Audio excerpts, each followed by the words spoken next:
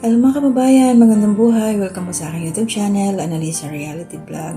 So bago ako magbigay sa inyo ng aking reaction opinion po, gusto ko munang pasalamatan kayong lahat na nandiyan sa comments, yung mga subscribers po sa aking YouTube channel and viewers. Maraming salamat po sa inyong lahat. Gabayan po kayo ni Lord at more blessings po para sa inyo. At ngayon ako po ay ibigyan ko po ng reaction itong aking huling napanood na video po. May isa na naman tayong kababayan na nagpakita ng kabutihan sa isang dayuhan. Diba? Tinaas na naman niya ang bandera ng Pilipinas dahil sa kanyang ginawa. At ito po si Franco. Sa bandang Maynila po ito, somewhere in papuntang Alabang. So kilala niyo po siguro yung foreigner na si Dwayne Wally, yung asawa po ni Shanta na taga Leyte. So napanood ko yung video niya mga kababayan. Akala ko wala lang, yung hindi seryoso. Yung pala talagang naglakad si Dwayne. Papunta siya ng Los Baños, Laguna kasi meron siyang siya ay isang mag-host siya doon ng isang event. Inimbitahan siya. So work po ang kanyang purpose kung bakit siya pupunta ng Los Baños, Laguna. At mga kababayan, ang oras po na yun, base doon sa in-upload na video ni Dwayne is 9 PM po ng gabi. Maglalakad siya papuntang Los Baños, Laguna at sinabi nga niya, abutin pa siya ng umaga kasi 51 hours pa daw ang kanyang ikukonsume para makarating doon. Imagine yung mga kabayan, lalakarin niya ang ganong kalayong lugar.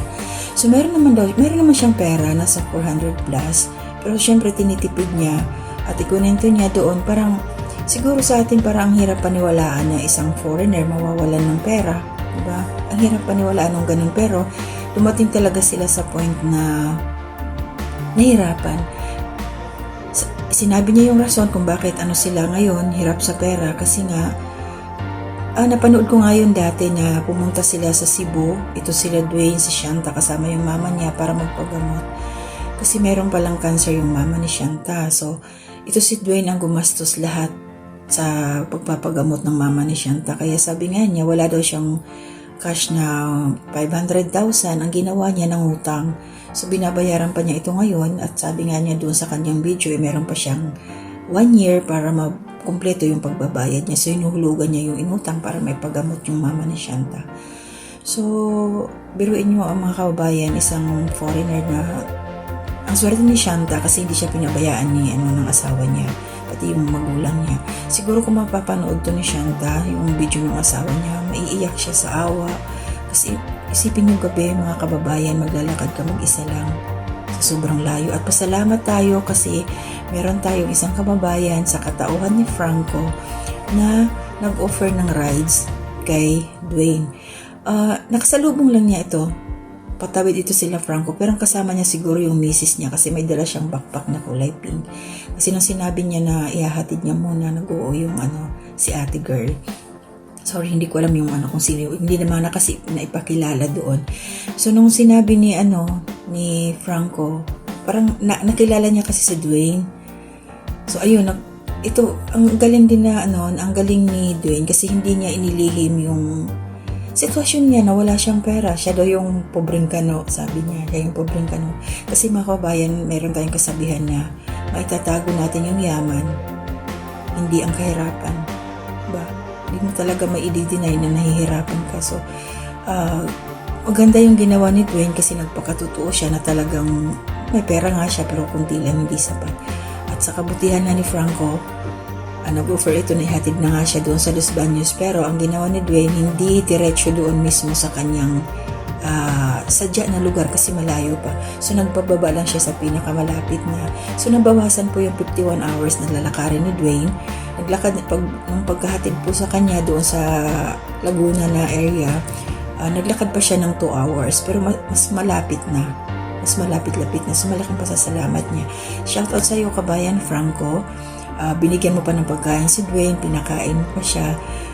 Napanood mo rin siguro yung, kasi bago man yun, si Dwayne po ina-scam sa Maynila sa paraan na sumakay din siya ng tricycle. Ang usapan nila is 50 pesos lang doon sa pupuntahan niya, pero pagdating niya doon sa lugar, sinabing 550 kasi meron pang umangkas na dalawa. Parang modus na rin talaga.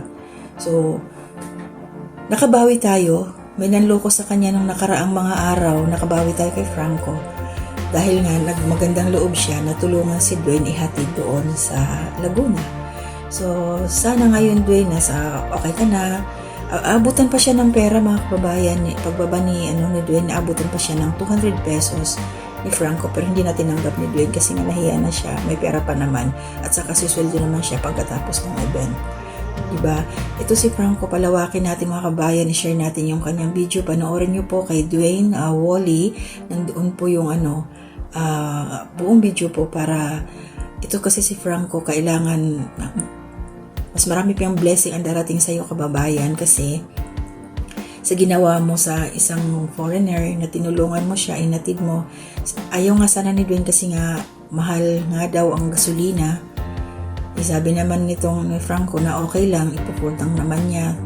Hindi talaga siya pinagbayad. At ayun, nakarating si Dwayne doon sa kanyang pinupuntahan ng maayos. Hingal-hingal talaga sa 2 oras pang kanyang nilakad Pero malaking kabawasan yung hinatid siya doon na mas malapit na sa lugar. Diba? So, ang mga Pilipino talaga, likas na matulungin, maawain. Meron lang talaga mga salbahe pero hindi lahat. Hindi lahat ng Pilipino ay ganon. So, salamat sa Franco.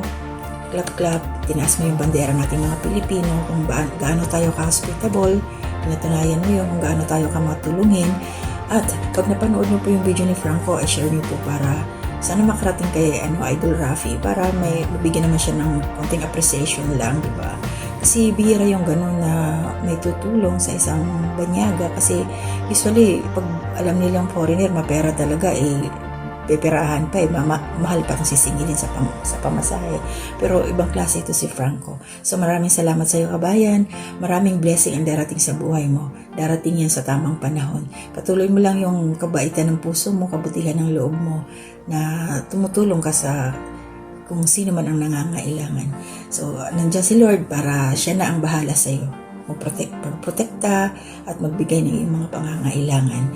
So, safe si Dwayne na nakarating doon sa kanyang pinuntahan. Shoutout sa iyo, Shanta, sa Karigara. Magkababayan lang tayo, magkalapit lang tayo.